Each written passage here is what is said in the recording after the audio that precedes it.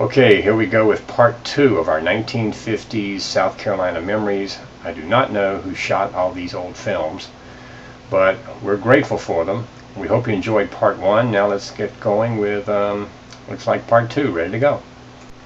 Okay, there's Uncle Bob and a few other relatives. The camera moved too quickly for me to know who everyone is, but this is in the backyard of our home in Jackson, South Carolina.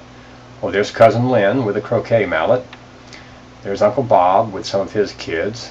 The camera moved too quickly. I can't tell who everyone is. That might be Cousin Mary there. And oh, there's Grandmama, Aunt Jackie, Aunt Margaret, and I believe they're carrying, or Aunt Margaret's carrying, baby Brenda.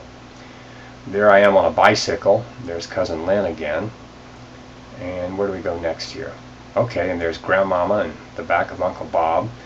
Okay, now here we are with Uncle Jack in 1951. Now this film, this portion of the film, was shot in Dry Branch, Georgia. Now Dry Branch, Georgia is where my great Uncle Bud lived, and here's Uncle Jack with my sister Pam driving in a 1951 Pontiac. I love the old roads. Understand that this was my mom's 1951 Pontiac, and somewhere around this time she traded it in for a sports Pontiac. And she and Uncle Jack drove this car out to San Diego in 1951 to meet my dad's ship coming in from Korea. And here we are in Old Ellenton, South Carolina. And there's Pam with a little red wagon. And there's downtown Ellenton, Atlantic Coastline Railroad, a train coming in.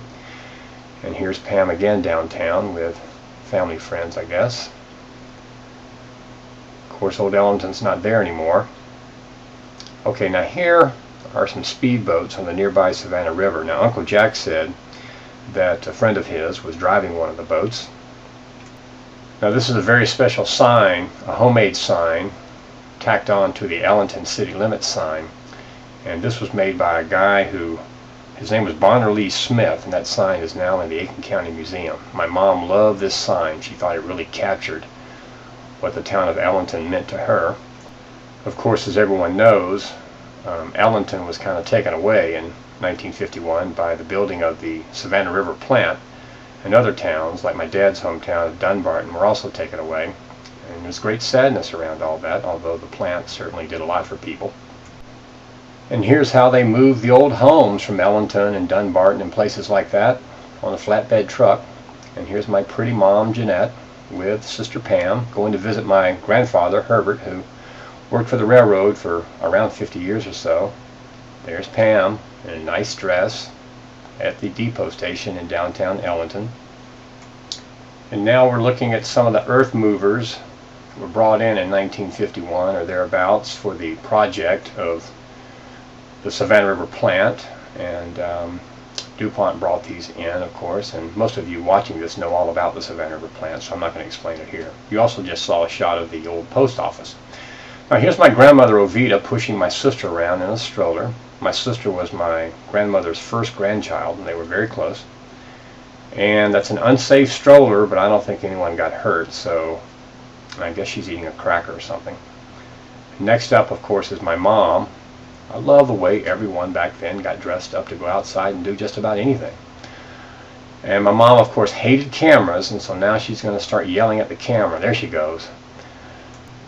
Now, my Uncle Jack said that's where Mike Castles lived, and here we get a shot panning left to right downtown. There's the post office again. And as the camera continues to pan, the bottom floor of this house is where my mom, Uncle Jack, Aunt Margaret, Uncle Bob, everyone lived.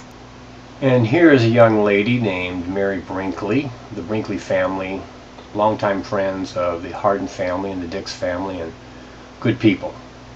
And finally, we'll close out part 2 of our South Carolina memories with this shot of my grandfather Herbert outside the train depot in Old Ellenton.